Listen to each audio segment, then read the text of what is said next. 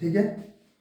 Resistance को हम connect करते हैं सीरीज में, तब क्या होगा, सीरीज का मतलब भाई एक रेजिस्टेंस ये रहा, दूसरा ये रहा, तीसरा ये रहा, हमने लाइन से कनेक्ट कर दिया, इसमें एक बैटरी लगा दी, V वोल्टेज की, ये क्या है हमारा R1, ये क्या है R2, ये क्या है R3। ठीक है। सेकंड हम पढ़ेंगे रेजिस्टेंस इन पैरेलल। भाई पैरेलल मतलब ये R1, ये R2, ये R3 हमने कनेक्ट किया और एक V वोल्ट की यहाँ पे बैटरी चाप दी। ठीक है, इसका नाम लिख लेते हैं, ये R1, ये R2, ये R3। भाई अब कहानी शुरू होती है और हमारा सबसे जो इम्पोर्टेंट ध्यान रखने की बात है वो ये है कि सीरीज में क्या होगा। जब भी हम सीरीज की बात करेंगे तो करंट क्या रहेगा, सेम रहेगा, और वोल्टेज क्या होगा, ड्रॉप हो जाएगा। ठीक है। इसी तरह से आप लिखिए इन पैरेलल। भाई पैरेलल में क्या होगा, पैरेलल में जो करंट है वो डिवाइड होगा और वोल्टेज क्या रहेगा, सेम रहेगा। अभी हम बताते हैं कैसे। ठीक है, बस आप ध्यान से देखिए, इसका प्रूफ करना एग्जाम में आता है, आता ही आता है और हर बार आता है। ठीक है भाई, यहाँ से आई करंट निकला तो यहाँ भी आई गया, और जब बाहर निकल गया तब भी कितना आया, आई, मतलब करंट क्या रहा पूरे टाइम, सेम रहा। ठीक, देखो ये अपने हिस्से का V1 वोल्टेज खींच लेगा, ये V2 वोल्टेज ले लेगा और ये V3 वोल्टेज ले लेगा। ठीक, इसका मतलब अगर हमने सीरीज में बहुत सारे बल्ब्स को कनेक्ट किया तो पहला वाला बल्ब बहुत तेज जलेगा और लास्ट वाला बल्ब बहुत कम जलेगा। ठीक है, कंटिन्यूसली जैसे जैसे हम आगे बढ़ते जाएंगे, 100 बल्ब हमने लगा दिए तो पहला वाला बहुत तेज ग्लो करेगा और लास्ट वाला बहुत कम करेगा, इसमें सीरीज में, क्योंकि वोल्टेज कंटिन्यूसली कम होता जाएगा। ठीक है, तो देखिए जो वोल्टेज है ये किसका सम है, V1 plus V2 plus V3। मतलब इसने जो वोल्टेज दिया V1, इसने जो लिया V2, इसने जो लिया V3, सब इसी से लिए। और V का फॉर्मूला अभी हमने पढ़ा था, IR। V1 का क्या होगा, IR1। V2 क्या होगा, IR2। VT3 का क्या होगा, IR3। ठीक है, यहाँ पे IR है और ये R कौन सा, इक्विवेलेंट है। I कॉमन लिया, R1 plus R2 plus R3, I और I दोनों साइड कैंसिल हुआ और R इक्विवेलेंट क्या आया, R1 plus R2 plus R3 जितने भी होंगे। ठीक है, ये हमारा सबसे इंपॉर्टेंट जो रिजल्ट आया, कंक्लूजन आया, ये है। इसका मतलब क्या हुआ, अगर मुझे इन सबको निकालना पड़े और एक रेजिस्टेंस लगाना पड़े तो इसकी वैल्यू कितनी होगी, R1 प्लस R2 प्लस, इन तीनों को जोड़ दीजिए और इसके बराबर का एक रेजिस्टेंस लगा दीजिए तो इस पे इक्विवेलेंट हो जाएगा। ठीक है, समझ आया। ठीक है, अब हम बात करते हैं पैरेलल की। ठीक, पैरेलल में हमने पढ़ा करंट डिवाइड होता है। भाई यहाँ से अगर I करंट जाएगा तो इसमें I1 जाएगा, इसमें I2 जाएगा, इसमें I3 जाएगा और यहाँ से निकलेगा दोबारा से I, तीनों को जोड़ के। मतलब जो टोटल करंट I जा रहा था ये I1 plus I2 plus I3 के इक्वल होगा। ये बात समझ आई। यहाँ वोल्टेज सेम था, इक्वल था, यहाँ पे करंट इक्वल हुआ क्योंकि इसी यही I करंट जो यहाँ से निकला ये तीन ब्रांचेस में डिवाइड हुआ। ठीक है, I का फॉर्मूला क्या होता था, V अपॉन में R इक्विवेलेंट, V अपॉन में R1, V अपॉन में R2, V अपॉन में R3, और अगर कोई हो तब, ठीक है। अब एक बात बताइए, यहाँ पे क्या सेम है, V सेम है तो ऐसे लिख सकते हैं,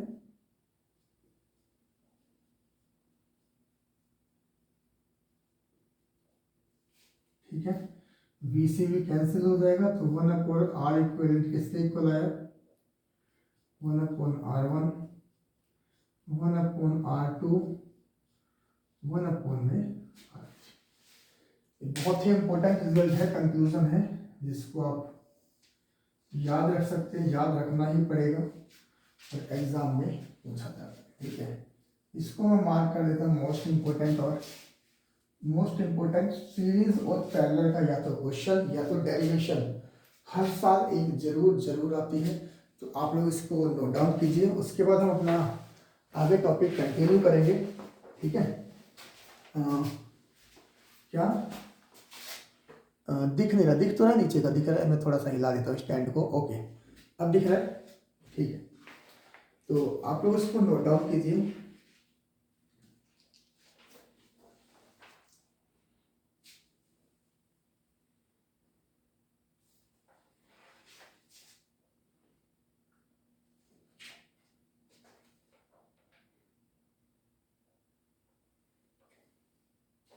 ठीक है, तो नोट डाउन कर लिया आपने इसको।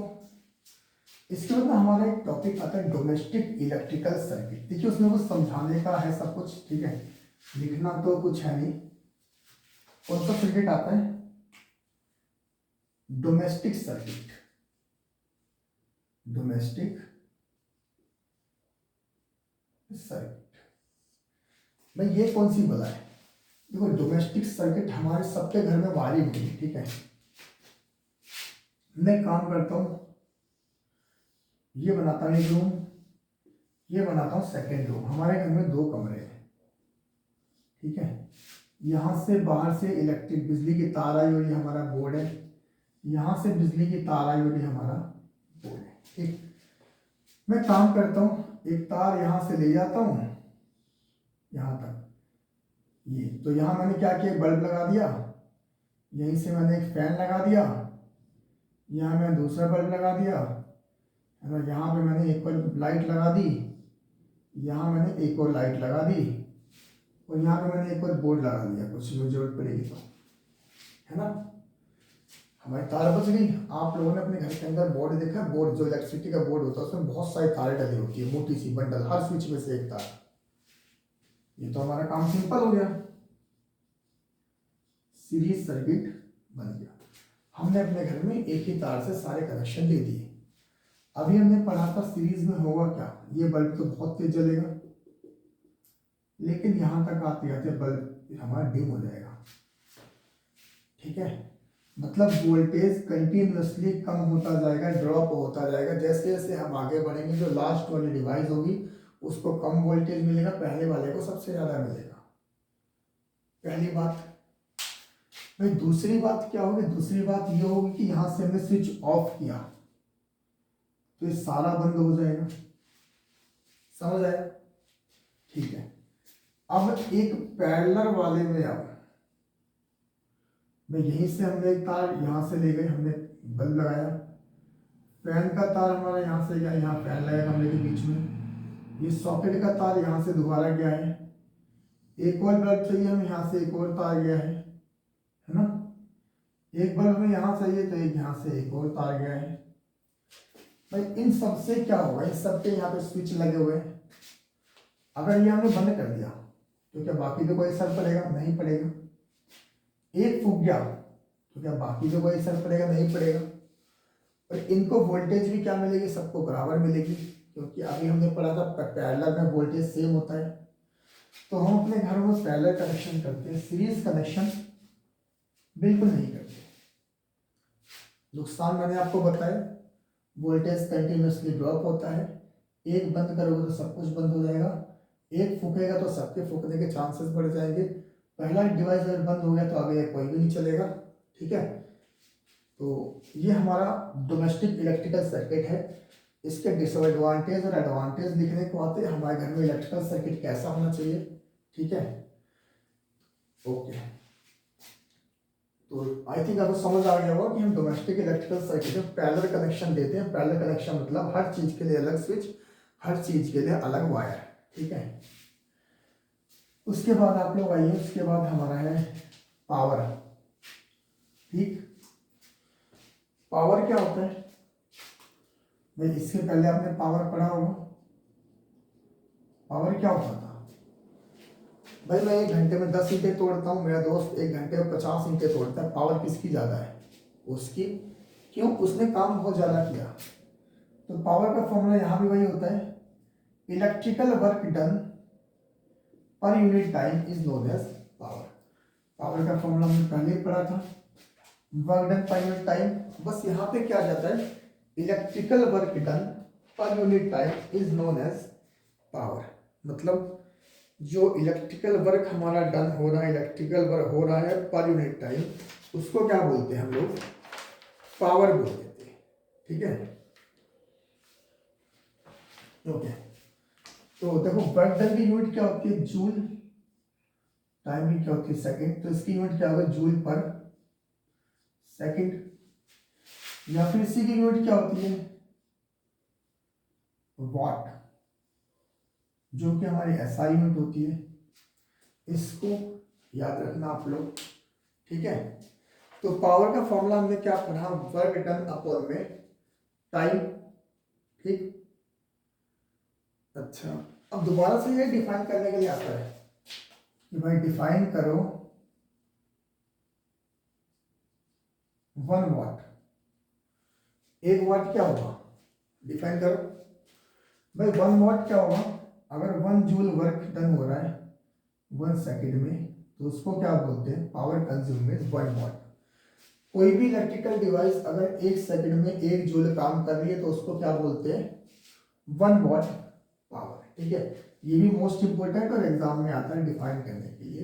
इसकी भी डेफिनेशन मैंने नोट्स में लिखी हुई है, आप लोग लिखिएगा जरूर और याद जरूर करना, ठीक। अच्छा, अब वर्क डन का एक फॉर्मूला आप लोग याद रखिएगा, V into I into T. V into I into T, voltage into current into time, ठीक है। Rate of energy consumed per second को भी हम बोलते हैं पावर। तो W होता है हमारा VIT, ठीक। अच्छा, तो हम अगर बात करें पावर की, तो पावर क्या था? W अपॉन में T, मतलब V into I into T upon में टी, ये कैंसिल हो गया। तो यहां से पावर की एक और यूनिट निकल के आती है भाई, ये पावर की यूनिट है, ये पावर की एसआई यूनिट है। एक और यूनिट आई V इंटू आई, V मतलब वोल्ट एम्पियर। ये भी क्या हुई? पावर की एक यूनिट हो गई, ठीक है। अब इससे हम पावर के अलग अलग फॉर्मूले बना सकते हैं जो एग्जाम में आते हैं। एक तो ये फॉर्मूला हुआ V इंटू आई। भाई V क्या होता है? I R. इसकी वैल्यू को यहां पे रख दो, क्या आ गया? आई स्क्वायर आर। ये पावर का एक और फॉर्मूला होता है। अच्छा, पावर क्या था? V इंटू आई। आई क्या था यहां से? V upon R. इसकी वैल्यू को यहां रख दो, तो क्या बना? V स्क्वायर अपॉन में आर। ये पावर का एक और फॉर्मूला हुआ जिसपे बेस्ड न्यूमेरिकल्स आते हैं करने के लिए एग्जाम में, ठीक है। एक हुआ हमारा आई स्क्वायर आर, एक हुआ V स्क्वायर अपॉन में आर, ठीक। फिर आता है हमारा कमर्शियल यूनिट ऑफ पावर। ये समझ आए? इसको नोट डाउन करना चाहे तो नोट डाउन कर लीजिए, ठीक है। इसके बाद हमारा आता है commercial unit of power. Commercial मतलब जिसको हम घर में यूज करते हैं, ठीक है। Commercial unit of power. Power की कमर्शियल यूनिट क्या होती है? भाई भी लॉकडाउन था, आप में से ज़्यादातर लोगों ने अपने मीटर की रीडिंग ली होगी, तो ये लिखा आ रहा था, इसको क्या बोलते हैं, किलोवाट आर। और ये क्या होती है, पावर की कमर्शियल यूनिट। कमर्शियल मतलब जो हमारे घरों में यूज की जाती है, ठीक है। तो हम पढ़ते हैं 1 kWh का मतलब क्या होगा। 1 kWh का मतलब होगा 1 किलोवाट पावर आपने यूज किया 1 घंटे में। 1 किलोवाट में कितने वाट होते हैं, 1000 वाट। और 1 घंटे में 3600 सेकंड, ठीक है, 3600 सेकंड होते हैं। तो अगर इसको हम सॉल्व करते हैं, है ना, तो वाट की यूनिट क्या होती है, जूल पर सेकंड, है ना। देखो इसको अगर लिखते हैं, ये हुआ हमारा 3.6 इंटू 10⁶ वाट इंटू सेकेंड। और वाट क्या होता था, जूल पर सेकंड, ये कट गया। तो 1 किलोवाट में कितनी एनर्जी होती है, 3.6 इंटू 10⁶ जूल एनर्जी।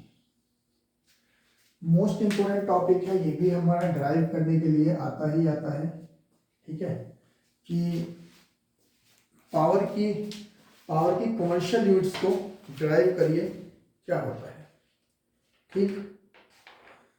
लेकिन इसके बाद हमारा एक लास्ट टॉपिक बचता है, जिसमें कुछ फॉर्मूलेज हैं जिन पे बेस्ड हमारे एग्जाम में क्वेश्चंस पूछ दिए जाते हैं, जिसको बोलते हैं हम हीटिंग इफेक्ट ऑफ करंट, ठीक है।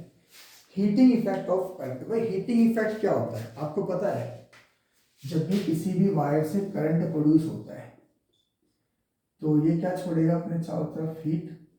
आपने देखा होगा किसी भी इलेक्ट्रिक बल्ब से, एलईडी से, सीएफएल से, किसी तार से करंट जा रहा है तो बहुत ज़्यादा गर्म हो जाता है ना। मतलब इलेक्ट्रिसिटी क्या प्रोड्यूस करता है, करंट प्रोड्यूस करता है, इसी हीट प्रोड्यूस करती है, करंट जो है हीट प्रोड्यूस करता है। इसी को क्या बोलते हैं, क्या बोलते हैं, इसी को हम बोलते हैं हीटिंग इफेक्ट ऑफ करंट, ठीक है। अभी आपने पढ़ा था वी का फॉर्मूला क्या था, पोटेंशियल डिफरेंस को बोलते थे डब्ल्यू अपॉन क्यू। तो डब्ल्यू क्या होगा, वी इंटू क्यू। और यही जो डब्ल्यू होता है हमारा किस में कन्वर्ट होता है, हीट में। तो हीट का एक फॉर्मूला हुआ वी इंटू में क्यू, ठीक है।